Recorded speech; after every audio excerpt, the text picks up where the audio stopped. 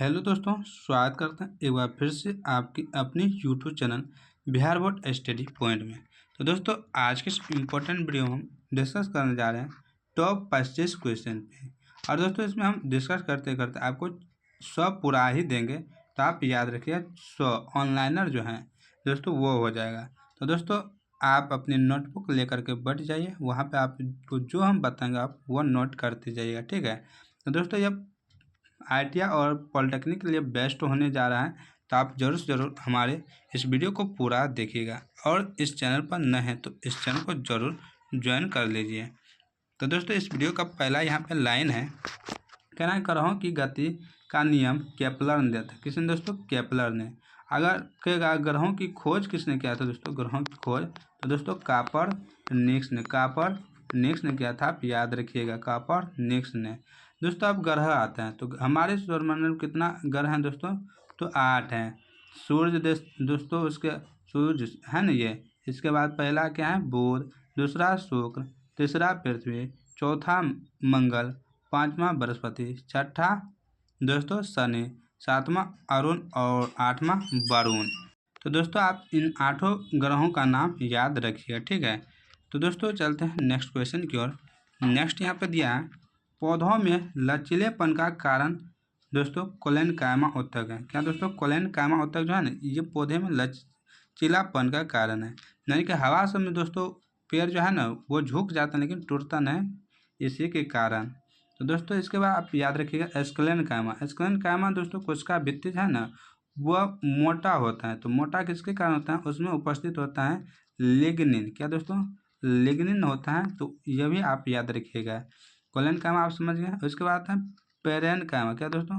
Parenchyma. तो दोस्तों, इनका काम है भोजन का संग्रहण करना, यानी कि इकट्ठा करना। यानी यह प्रकाश संश्लेषण से संबंधित। किससे दोस्तों? प्रकाश संश्लेषण से संबंधित है। और दोस्तों, लंबाई के लिए दोस्तों जो है ना, लंबाई के लिए सिरटस्ट यानी एपिकल दोस्तों उत्तक इसके लिए जिम्मेदार है। नेक्स्ट क्वेश्चन यहाँ पे दोस्तों दिया है, यानी टॉपिक कह रहे हैं कि लाइन आधुनिक आवर्त सारणी आधारित है। तो आधुनिक आवर्त सारणी दोस्तों परमाणु क्रमांक यानी परमाणु संख्या पे आधारित है। तो दोस्तों, यह मोसले ने दिया था। किसने दोस्तों? मोसले ने दिया था। और दोस्तों, आधुनिक है, पहले कौन सा था? तो दोस्तों द्रव्यमान संख्या पर आधारित था। द्रव्यमान पर दोस्तों द्रव्यमान पे आधारित था और परमाणु द्रव्यमान पे। और इसको दोस्तों दिया था किसने? तो इसको दोस्तों मेडलिप ने दिया था। किसने दोस्तों? मेडलिप ने दिया था। आप इनको याद रखिएगा। नेक्स्ट यहाँ पे दोस्तों दिया है कि सोडियम को रखा जाता है। तो दोस्तों मिट्टी के तेल में रखा जाता है। सोडियम को मिट्टी तेल में रखा जाता है। और दोस्तों, इससे रिलेटेड आपको याद रखना फास्फोरस। क्या दोस्तों? फास्फोरस। तो दोस्तों, फास्फोरस को रखा जाता है जल में। फास्फोरस कहाँ पे दोस्तों रखा जाता है? तो जल में रखा जाता है। आप याद रखिए, जल में, ठीक है। नेक्स्ट यहाँ पे है क्या ना, लोहा जो है ना जब हरी सब्जियों में पाया जाता है। लोहा किस में पाया जाता है? हरी सब्जियों में। नेक्स्ट है दाब बढ़ाने पर जल का क्वथनांक क्या होता है? बढ़ता है। जब दाब बढ़ाएंगे तो जल का क्वथनांक भी बढ़ेगा। दाब घटाएंगे तो जल का क्वथनांक भी घटेगा। और दोस्तों, जल का जो घनत्व है ना वो सबसे अधिक कहाँ पे होता है? तो 4 डिग्री सेल्सियस पे होता है जल का घनत्व। और यहाँ पे दोस्तों क्या होता है कि आयतन कम हो जाता है, फिर यहाँ से आगे बढ़ता है तो वहाँ पे बढ़ने लगता है आयतन बढ़ता है, ठीक है। और घनत्व क्या होता है? यहाँ से घटने लगता है घनत्व। आप यह भी याद रखिएगा। नेक्स्ट यहाँ पे दिया है कहना कि जल का अधिकतम घनत्व होता है 4 डिग्री सेल्सियस पे, यह भी बताया है। सबसे हल्का तत्व है हाइड्रोजन। दूसरे नंबर पर दोस्तों हीलियम। पहला हाइड्रोजन, हीलियम दूसरे नंबर। हीलियम का प्रयोग कहाँ करते हैं? तो वायुयानों के टायर में दोस्तों इनका प्रयोग करते हैं, ठीक है। नेक्स्ट यहाँ पे नमक एक प्रस्वेदी यौगिक। कौन सा दोस्तों? प्रस्वेदी यौगिक है। नेक्स्ट चलते हैं आगे। यहाँ पे कह रहा है दोस्तों कार्य करने की दर शक्ति कहलाती। कार्य करने की दर दोस्तों शक्ति कहलाती है। क्या कार्य करने की क्षमता क्या कहलाता है? तो दोस्तों कार्य करने की क्षमता ऊर्जा कहलाती। क्या दोस्तों? ऊर्जा कहलाती कार्य करने की क्षमता, ठीक है। नेक्स्ट यहाँ पे दोस्तों दिया है कि ना किसी विस्फोट के कारण समुद्र के तल पर बनने वाली लहरें अनुदैर्घ्य होती। कौन सा दोस्तों? अनुदैर्घ्य। दोस्तों विस्फोट का जो जैसे हम पानी में दोस्तों जब कोई कंकल फेंकते हैं, गिट्टी से फेंकते हैं, तो क्या होता है यहाँ पे ऐसे ऐसे ऐसे लहर बनता है, जो होता है दोस्तों अनुदैर्घ्य। कौन सा दोस्तों? अनुदैर्घ्य होता है। और दोस्तों इसके अंदर में क्या होता है?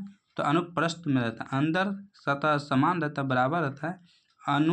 दोस्तों यहाँ पे अनुप्रस्थ होगा, अंदर में अनुप्रस्थ, और दोस्तों बाहर में अनुदैर्घ्य। दोस्तों अनुदैर्घ्य, ठीक है, ये दोनों आप याद रखिएगा। दोस्तों अगर पूछ देगा हवा में, तो दोस्तों हवा क्या होता है? हवा, सॉरी दोस्तों, कहता है हवा, ध्वनि होगा ना। ध्वनि में दोस्तों, तो ध्वनि देखिए दोस्तों, यहाँ पे ध्वनि आधा ध्व है, तो आधा ध्व तो अनुदैर्घ्य। प्रकाश कहेगा तो दोस्तों प्रकाश में प्र है, तो अनुप्रस्थ। आप याद रखिएगा इस तरह। नेक्स्ट यहाँ पे दिया है, कह रहा है जन यानी कि नर जनन कोशिकाओं का उत्पादन वृषण में होता है। किसमें दोस्तों? वृषण। नर मतलब दोस्तों पुरुष होता है, क्या होता है? पुरुष। और मादा मतलब दोस्तों क्या होता है? दोस्तों मादा मतलब औरत, आप याद रखिए, ठीक है, औरत।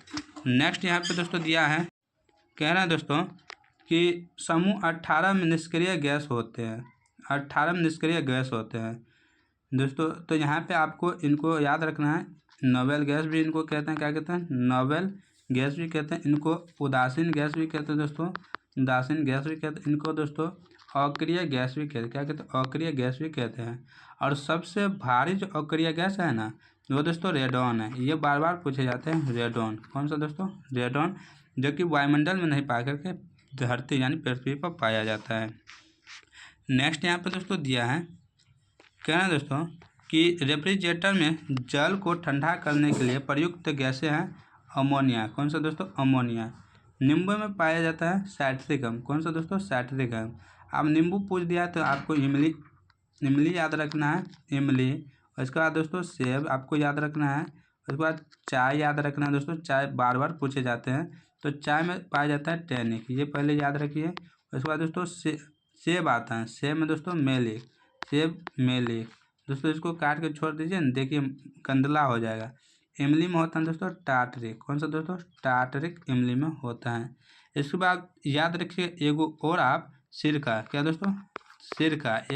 ये बार बार पूछे जाते हैं। सिरका में एसिटिक अम्ल पाए जाते हैं, एसिटिक अम्ल पाया जाता है, आप याद रखिए, ठीक है। नेक्स्ट यहाँ पे दोस्तों दिया है, क्या है? एल्केन का सामान्य सूत्र CnH2n+2 है, एल्केन का है। तो दोस्तों आपको एल्काइन भी याद रखना है, एल्काइन, उसके बाद एल्कीन। दोस्तों ये दोनों आप याद है। एल्कीन का होता है CnH2n, एल्कीन का होता है, और एल्काइन का दोस्तों होता है CnH2n-2 होता है एल्काइन का। ये तीनों आप याद रखिएगा, ठीक है। नेक्स्ट यहाँ पे दोस्तों दिया है, कह रहे हैं सोडियम को जल में डालने से हाइड्रोजन गैस निकलती है। सोडियम को जब जल में डालते हैं ना, तो हाइड्रोजन गैस निकलता है।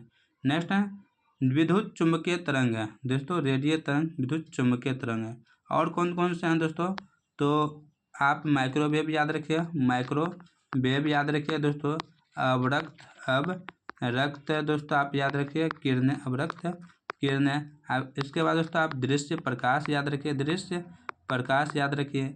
एक्स किरण याद रखिए आप दोस्तों, एक्स किरण आप याद रखिए। इसके बाद गामा किरण आप याद रखिए। इतना आप याद रख लीजिए विद्युत चुम्बकीय तरंग से, इससे बाहर नहीं जाएगा। नेक्स्ट यहाँ पे दोस्तों दिया है, कहना दोस्तों कि निकट दृष्टि दोष दूर करने के लिए अवतल लेंस का प्रयोग किया जाता है। निकट पूछ रहा है, अवतल, निकट अवतल। देखिए ये छोटा यानी बड़ा है दोस्तों, तो ये बड़ा अक्षर है ना, निकट। इसी तरह यहाँ पे अवतल बड़ा अक्षर होना चाहिए। और उसके बाद अगर दूर दृष्टि पूछ देगा तो यहाँ पे उत्तल होगा। क्या दोस्तों? उत्तल लेंस का प्रयोग करेंगे, ठीक है। देखिए ये छोटा अक्षर है, ये भी छोटा है, तो आप ऐसे याद रख लीजिए, ठीक है। निकट कहेगा तो यानी कि नज़दीक का कहेगा तो दूर वाला अक्षर, और दूर का कहेगा तो छोटा वाला अक्षर, आप इस तरह भी याद कर सकते हैं। दोस्तों आपको एक याद रखना है कि अवतल दर्पण का प्रयोग हम दाढ़ी बनाने में करते हैं। अवतल दर्पण का प्रयोग हम दोस्तों दाढ़ी बनाने में करते हैं। इनका प्रयोग हम दोस्तों चिकित्सक क्षेत्र में करते हैं। चिकित्सक क्षेत्र में कान, नाक, मुंह सब देखने के लिए करते हैं। नेक्स्ट यहाँ पे दोस्तों दिया है, क्या है? बीज पत्र पौधों के बीज में एक खाद्य भंडार के रूप में कार्य करते हैं। कौन सा दोस्तों? बीज पत्र, ठीक है। इंसुलिन है एक प्रोटीन। दोस्तों इंसुलिन क्या है? एक प्रोटीन है जो कि लैंगरहैंस की दीपिका से निकलता है और यह बिट्टा सेल से निकलता है। नेक्स्ट यहाँ पे दोस्तों दिया है कि टेफ्लॉन टेट्राफ्लोरिन का बहुलक है। टेफ्लॉन किसका बहुलक है? टेट्राफ्लोरिन का बहुलक है टेफ्लॉन। आप दो याद रखिए प्राकृतिक रबर। क्या दोस्तों? प्राकृतिक एक रबर याद रखिए, प्राकृतिक रबर। ये दोस्तों आइसोप्रीन का बहुलक होता है, ठीक है। और दूसरा याद रखिए आप दोस्तों पॉलीथीन आप याद रखिए दोस्तों। ये जो है ना ये एथिलीन का बहुलक, किसका दोस्तों? एथिलीन का बहुलक है दोस्तों। नेक्स्ट यहाँ पे दोस्तों दिया है क्या ना पारे का प्रतिरोध शून्य होता है। पारे का प्रतिरोध शून्य होता है 4 केल्विन पर, ठीक है। अक्रिय गैसों की खोज दोस्तों रैमजे ने की थी। अक्रिय गैसों की खोज रैमजे ने की थी। बल और विस्थापन का गुणनफल दोस्तों कार्य होता है। क्या होता है? कार्य होता है बल और विस्थापन का दोस्तों गुणनफल। आप याद रखिएगा दोस्तों F बराबर m है, यानी द्रव्यमान और त्वरण का गुणनफल क्या होता है? तो बल होता है। आप ये भी याद रखिएगा।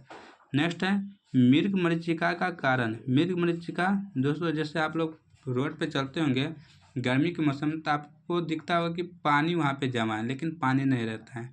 कहीं कहीं पे आपको लगेगा कि गड्ढा है, लेकिन जब जाते हैं तो गड्ढा नहीं रहता है।